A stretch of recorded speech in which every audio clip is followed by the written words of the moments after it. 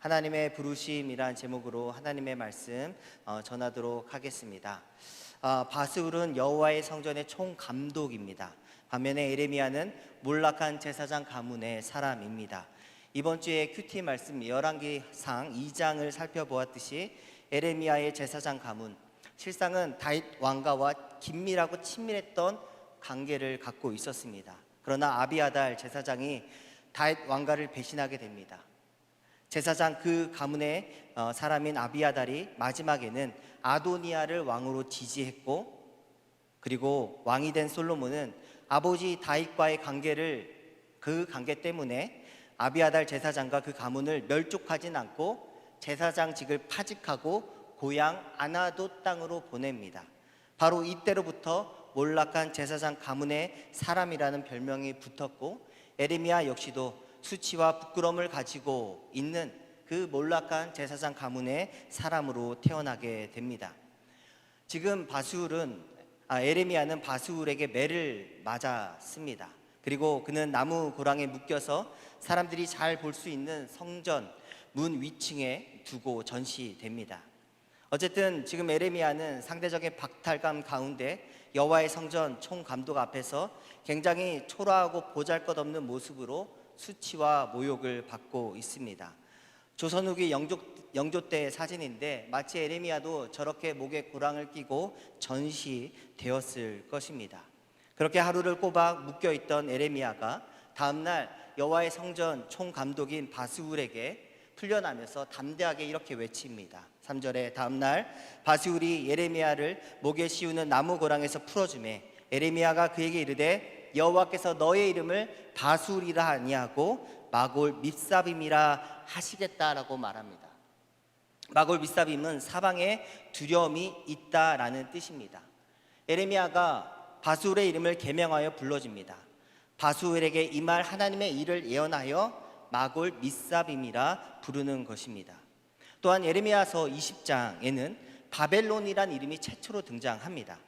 북쪽에서 바람을 일으키며 다가올 그 민족이, 그 베일이 벗겨지면서 하나님께서 그 민족의 이름을 바벨론이라 언급하십니다. 그러므로 예레미야 20장에는 두 개의 이름이 소개되는 것입니다. 바스훌, 마골 밉사빔이라 불리고 남유다를 멸망시킬 바벨론의 이름이 베일이 벗겨집니다. 이 두 가지 의미를 합치면 바스훌은 앞으로 바벨론의 등장으로 말미암아 자신 주변 사방으로 임하는 두려움과 공포와 비극을 온몸으로 겪게 될 것입니다. 마골 밉사빔이 되는 것입니다. 이것이 에레미야가 수치와 모욕을 당하면서도 꿋꿋하게 하나님의 말씀을 예언자로서 전하는 모습입니다. 그리고 오늘 본문 7절에서 18절까지의 말씀은 에레미야 선지자 개인의 속마음이 그대로 적나라하게 표현된 절절한 고백이 나옵니다. 우리 7절 같이 한번 읽습니다. 시작.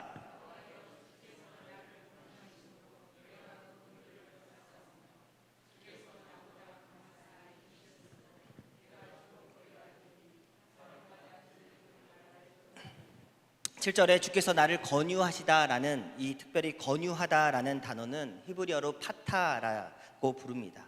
유혹하다, 설득하다, 꼬시다라는 뜻이 있습니다. 순화에서는 설득하다는 뜻이 있고 권유하다, 좀 강한 표현으로는 유혹하다, 꼬시다라는 뜻이 있습니다. 즉 에레미야는 지금 이렇게 말하는 것입니다. 하나님께서 나를 유혹하심으로 자신의 선지자가 되었다라고 말하는 것입니다. 특별히 파타라는 단어는 삼손을 속이던 여인 미인계를 이용해서 삼손을 유혹하고 꼬실 때 쓰는 단어와 동일합니다. 새 번역 성경에서는 주께서 나를 속이셨으므로 라고 번역합니다. 또한 7절에 주께서 나보다 강하심으로는 하제크라고 하는데 압도하는 힘, 난폭하게 나를 사로잡는 힘이라는 능력이라는 뜻을 가지고 있습니다. 그래서 7절 전체는 하나님이 나보다 강하심으로 압도하는 힘과 나를 유혹하는 아주 그 달콤한 말로 나를 속이셨으므로 내가 예언자가 되었습니다 라고 한탄하고 울부짖는 고백인 것입니다. 지금 예레미야의 이 감정의 선이 이해가 되십니까? 주께서 나를 속이셨다고 말합니다. 주께서 나를 압도하심으로 내가 선지자가 되어서 지금과 같은 고난과 어려움을 당하고 있다라고 고백하는 것입니다. 예레미야의 이 감정의 선을 사실 목회자들 중에도 잘 이해하지 못하는 목회자들이 있습니다. 아니, 한번 부르셨으면 담대하게 나가야지 왜 이렇게 질질 짜?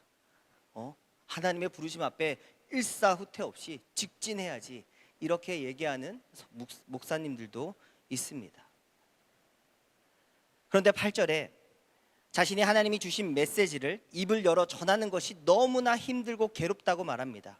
왜냐하면 입을 열 때마다 8절에 무엇을 선포합니까?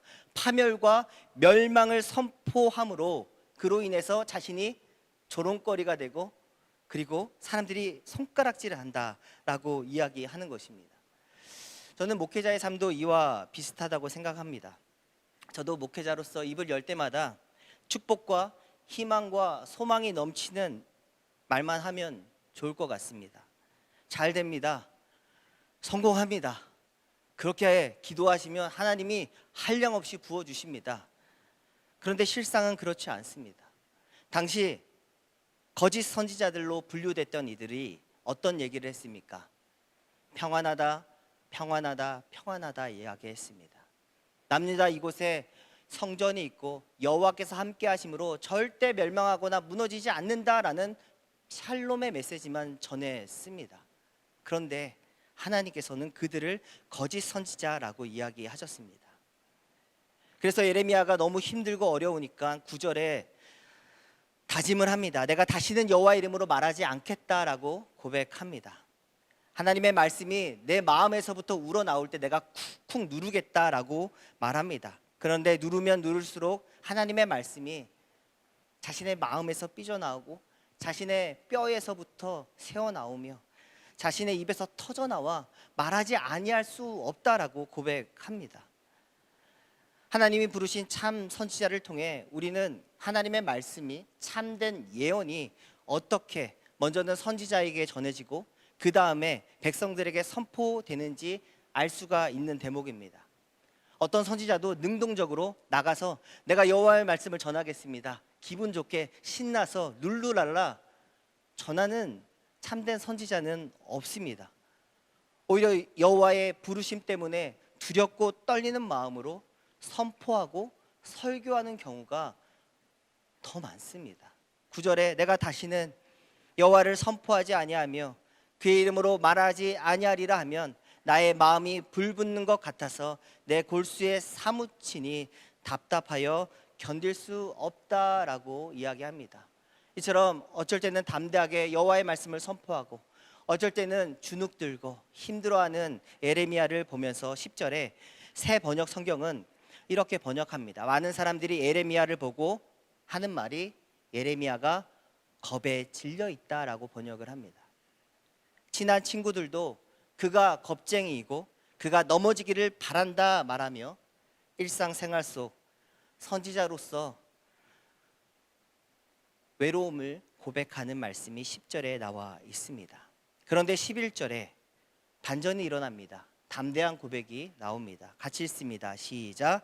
그러하오나 여호와는 두려운 용사 같으시며 나와 함께 하심으로 나를 박해하는 자들이 넘어지고 이기지 못할 것이오며 그들은 지혜롭게 행하지 못함으로 큰 치욕을 당하오리니 그 치욕은 길이 잊지 못할 것입니다 라고 말합니다. 예레미야 마음 가운데 어떤 변화가 일어났는지 예레미야는 담대한 고백을 하며 내가 받는 치욕보다 그들이 받게 될 치욕은 크고 영원할 것이다, 그리고 오히려 하나님이 나와 함께 계시다라고 고백하며 힘을 얻고 있습니다. 성도 여러분, 우리에게 있는 두려움 중에 하나는 내 속에 있는 지저분한 말들을 여호와께 다 쏟아내고 나면 혹시라도 여호와께서 싫어하실까 하는 두려움이 있습니다. 그래서 어떤 성도들은 아예 처음부터 자신의 속마음을 하나님께 얘기하지 않는 그런 성도들도 꽤 많습니다. 그런데 시편 62편 8절에 백성들아 시시로 그를 의지하고 그의 앞에 마음을 토하라, 하나님은 우리의 피난처다라고 말씀합니다. 내 속에 복잡한 마음과 말들을 하나님께 다 토하고 나면 반전은 하나님께서 더 강한 용기와 변화된 마음을 주신다라는 것입니다. 그러므로 성도 여러분, 두려움을 내려놓고 하나님 앞에 내 속에 있는 것을 다 토하고 내 스스로 지저분하다 느끼는 그런 것들조차도 하나님과 교제하며 고백할 수 있어야 합니다. 그러면 하나님의 은혜가 구석진 내 마음에 강하게 임하게 되고, 그때서야 비로소 나를 사로잡고 있던 원망과 불평을 넘어 하나님의 살아계심을 보게 되고, 지금까지 이끌어주신 여호와의 은혜의 흔적을 발견하게 되며, 나보다 나를 사랑하시고 앞으로도 나를 영원히 이끌어 가실 믿음으로 신앙이 다시금 회복하게 된다라는 것입니다. 그러하오나 여호와는 두려운 용사 같으시며 나와 함께 하십니다라고 고백하게 된다라는 것입니다. 이 말씀을 우리에게 다시 한번 적용하자면, 내 속에 일고 있는 부정적인 것들을 차마 어떻게 하나님께 이 모든 것들을 말할 수 있습니까? 생각하시는 분들이 있다면 반대로 생각하셔야 됩니다. 다시 한번 고치셔야 합니다. 내 속에 일렁이는 더럽고 추한 마음들을, 그 말들을 여호와께 아뢰지 않으면 언제 어디서 누구에게 말할 수 있겠습니까? 그래서 이어지는 고백이 12절과 13절에 나옵니다. 12절에 의인을 시험하사 그 패부와 심장을 보시는 만군의 여호와여, 나의 사정을 주께 아뢰었사온즉 주께서 그들에게 보복하심을 나에게 보게 하옵소서. 주께 나의 사정을 아뢰입니다. 그리고 나서 13절에 노래합니다. 같이 읽습니다. 시작. 여호와께 노래하라. 너희는 여호와를 찬양하라. 가난한 자의 생명을 행악자의 손에서 구원하셨음이라. 그러므로 내가 무너졌다 생각할 그때에 하나님이 오히려 우리 안에 힘을 불어넣어 주심을 믿고 있는 모습 그대로 주께 나아가시기 바랍니다.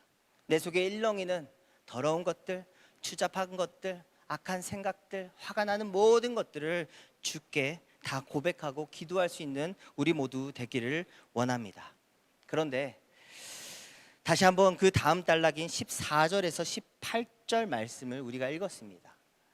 무슨 내용이 나옵니까? 분명히 앞선 고백에서는 확신으로 고백합니다. 그런데 다시 한번 굉장히 깊은 감정적인 단절을 표현합니다. 자신의 생애를 저주합니다. 어머니가 나를 낳지 않았으면, 어머니 뱃속이 차라리 무덤이었으면, 아버지가 나를 보지 않았으면, 자신의 생애를 저주합니다. 어떻게 해석해야 합니까? 그런데 저는 이것이 어쩔 수 없는 우리 인간의 모습이다라고 말씀드리고 싶습니다. 저는 개인적으로 예레미야 선지자에게 참으로 고맙습니다. 분명한 확신과 한 점의 의심도 없이 하나님의 뜻을 수행할 때도 있지만, 때로는 낙담하며 힘없이 주저앉는 모습, 그러다가 다시 하나님의 뜻을 향해 걸음질하고 있는 그 모습, 이렇게 가감없이 자신의 부끄러운 모습을 숨기지 않고 보여주어서 참으로 감사하고 고맙습니다. 그러므로 성도 여러분들도 마찬가지입니다. 하나님의 은혜 가운데 확신이 차면 노래하십시오. 찬양하십시오. 그러나 때로는 낙담하고 힘들고 어려운 때에는, 시련의 때에는 하나님의 은혜가 유입되도록 주께 부르짖고 소리내어 성전으로 나아가는 모습이 있어야 합니다. 그것이 진실된 하나님과의 교제라는 것입니다. 예레미야 선지자는 언제나 불타는 확신을 가지고 직진만 했던 사람이 아닙니다. 때로는 좌절하고 넘어졌습니다. 그래서 때로는 어쩔 때는 다시 일어나 찬양을 부르다가, 또한 너무 고달파 우는 이런 반복적인 모습이 우리의 인생과 똑같다라는 메시지를 우리에게 준다라는 것입니다. 예레미야 삶을 통해서 나도 너희와 같다라고 이야기합니다. 때로는 성도들 중에 마치 자신이 모든 길을 알고 있는 것처럼 말하는 분들이 있습니다. 그런데 그들도 때로는 길을 잃어버립니다. 내가 지금 어디쯤 서 있는지, 앞으로 내가 갈 길이 어딘지 향방을 찾지 못하는 삶이 사실 우리의 삶입니다. 그래서 참된 신앙을 걷고 있는 성도들은 이렇게 고백합니다. 하나님, 모르겠습니다. 하나님, 너무 힘듭니다. 하나님, 오늘 내일 한 걸음 한 걸음 그저 비춰주십시오 하고 묵묵하게 주를 따라가는 정직한 고백이 있다라는 것입니다. 그래서 길도 잃어보고 하나님 향한 의심과 원망을 해본 성도들, 그러나 다시 하나님을 향한 확신으로 찬양하며 일어선 성도들은 자신과 혹은 타인을 향한 당장의 그들이 신앙적인 어려움에 직면한 사람들을 이해할 수 있는 폭이 넓어집니다. 지난주에 서범수 선생님 집에서 중고등부 교재를 나누었습니다. 그리고 오후 늦게는 중고등부 친구들을 집에 다 보내고 온윤의 가정도 합류해서 다시 교제를 했습니다. 특별히 사남성도가 준비하는 찬양에 대한 나눔의 시간을 가지게 되었습니다. 그래서 잠시 함께 찬양을 같이 들었습니다. 하나님의 부르심, 오늘 설교 제목과 같은 제목이었습니다. 저는 개인적으로 처음 접하는 찬양과 가사가 낯설었습니다. 그런데 마침 11시 예배 때 인도자가 이 찬양을 불렀습니다. 찬양의 가사를 한번 읽어드리면, 하나님의 부르심에는 후회하심이 없네. 내가 이 자리에 선 것도 주의 부르심이라. 하나님의 부르심에는 결코 실수가 없네. 나를 부르신 하나님의 신실하심을 믿네. 2절, 작은 나를 부르신 뜻을 나는 알 수 없지만 오직 감사와 순종으로 주의 길을 가리라. 때론 내가 연약해져도 주님 날 도우시니 주의 놀라운 그 계획을 나는 믿으며 살리. 후렴 같이 한번 읽어볼까요? 시작. 날 부르신 뜻 내 생각보다 크고 날 향한 계획 나의 지혜로 측량 못하나 가장 좋은 길로 가장 완전한 길로 오늘도 날 이끄심 믿네. 저는 처음 접하는 찬양 가사여서 그리고 멜로디여서 어색했습니다. 그런데 이선의 집사님이 찬양을 부르는 배우 진태현 씨를 보니까 그 사정을 아니까 찬양이 절절하게 들린다고 이야기를 했습니다. 저는 잘 몰라서 무슨 뜻이냐고 물었더니 아내 박시은 씨도 배우인데 아이를 임신해서 9개월하고 열흘을 아이를 품었습니다. 근데 출산 한두 주를 앞두고 정기검진을 갔는데 아이의 심장이 멈춰 있었습니다. 아이를 하늘나라로 보내주게 됩니다. 이 내용이 궁금하신 분들은 동상이몽이라 치고 박시현 맞나요? 진태현, 박시현 치면은 한 30분짜리의 내용이 SBS 공중파에서 나옵니다. 저도 다시 한번 이분들의 사정을 알기 위해서 동영상을 보다가 눈물이 나서 보기가 너무 힘들었습니다. 공중파 방송임에도 불구하고 믿음으로 지금의 어려움들을 이겨내는 일상의 과정이 담겨 있었습니다. 그래서 이 영상을 보니까 후렴의 가사가 다시 한번 정말 다가왔습니다. 날 부르신 뜻 내 생각보다 크고 날 향한 계획 나의 지혜로 측량 못하나 가장 좋은 길로 가장 완전한 길로 오늘도 날 이끄심 믿네. 사실 한 번의 유산이 아니었고 아이를 갖기 위해서 너무나 많은 노력을 했던 가정의 스토리를 알고 또한 분당의 한 교회에서 신실하게 믿음을 생활하는 가정의 모습을 알기 때문에 더 깊이 다가오게 되었습니다. 저는 한번 이 찬양을 같이 한번 들어봤으면 좋겠습니다. 영상을 준비했습니다. 한번 같이 듣고 다음에 함께 불렀으면 좋겠습니다. 후회하심이 없네. 내가 이 자리에 선 것도 주의 부르심이라. 하나님의 부르심에는 결코 실수가 없네. 나를 부르신 하나님의 신실하심을 믿네.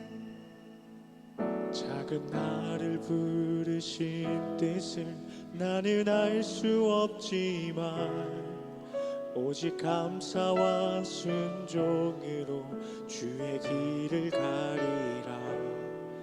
때론 내가 연약해져도 주님 날 도우시니 주의 놀라운 그 계획을 나는 믿으며 살리.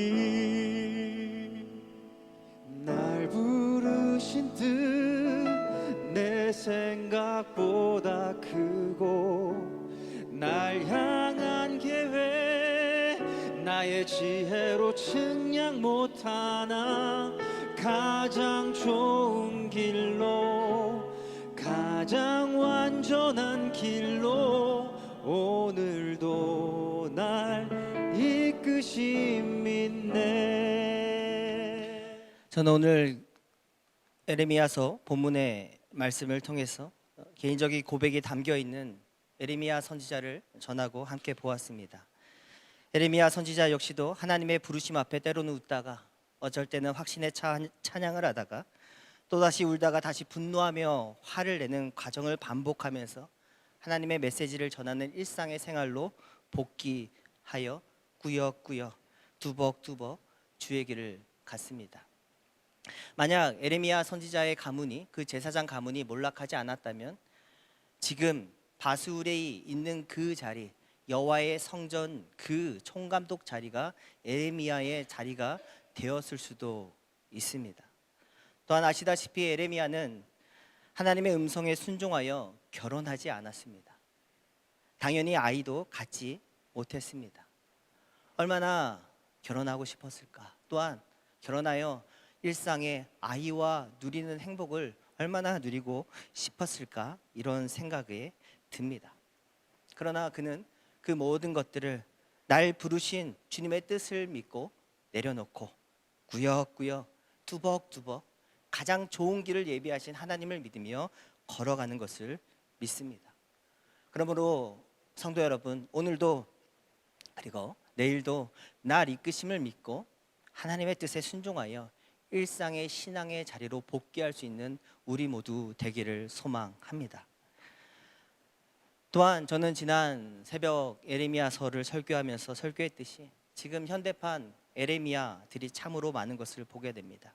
하나님의 명령을 받지도 않았고 하나님의 뜻을 그들이 개인적으로 받지도 않았는데 앞으로 엄습할 자연재해와 앞이 보이지 않는 대한민국의 현실을 앞두고 결혼을 했어도 아이를 자발적으로 갖지 않는 현대판 에레미야들을 보게 됩니다.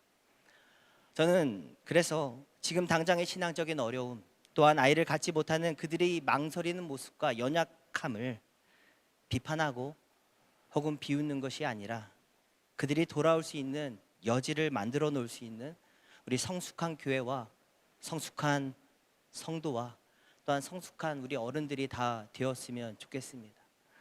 여호와의 성전으로 돌아와야 될 이들이 참으로 많습니다. 싸움을 보고 어려움을 보고 그들이 돌아오지 못하고 있습니다. 그러나 우리가 그들을 비판하고 비웃는 것이 아니라 신앙이 그 정도밖에 안 돼라고 말하는 것이 아니라 그들이 돌아올 수 있는 여지를 넓은 마음을 들고 우리가 기도하기를 부탁드리고 소망합니다. 날 부르신 뜻 내 생각보다 크고 날 향한 계획 나의 지혜로 측량 못하나 가장 좋은 길로 가장 완전한 길로 오늘도 나와 너를 우리를 이끄심을 믿습니다.